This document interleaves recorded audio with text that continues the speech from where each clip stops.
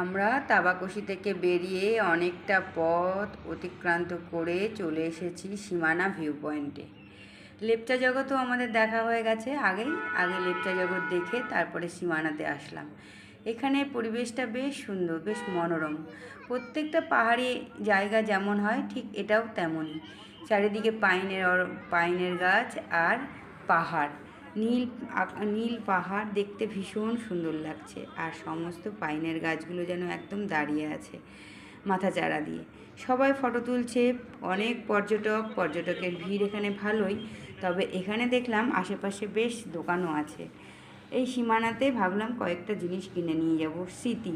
কিছু কিনে নিয়ে গেলে না, যেখানে ঘুরতে যাবে সেখান থেকে কিছু কিনে নিয়ে গেলে বেশ ভালো লাগে মনটা।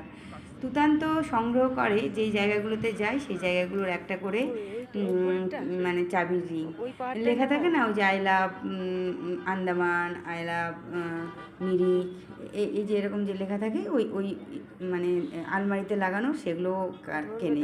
কিন্তু এবারে মনে হয় ওর মনে ছিল না, তাই এবারে আর ও কেনেনি, বা আমারও একদম মাথাতে নেই। তবে এই সীমানা ভিউ পয়েন্টটা বেশ সুন্দর, ভালো লাগছে। এখানে দাঁড়িয়ে ফটো তোলা বেশ ভালো হয়। কয়েকটা ফটো তুলেছি, ফটোগুলো বেশ সুন্দর হয়েছে আমাদের। সবাই ফটো তুলতে ব্যস্ত।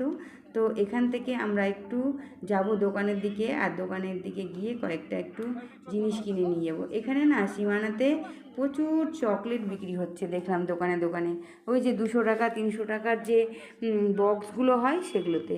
তবে আমরাও অল্প একটু চকলেট কিনেছিলাম, ওই 200-300 টাকার বক্স কিনিনি, অল্প কিছু চকলেট কিনে ওখানেই খেয়েছিলাম সবাই মিলে। বেশ টেস্টি এবং ভালো চকলেটগুলো।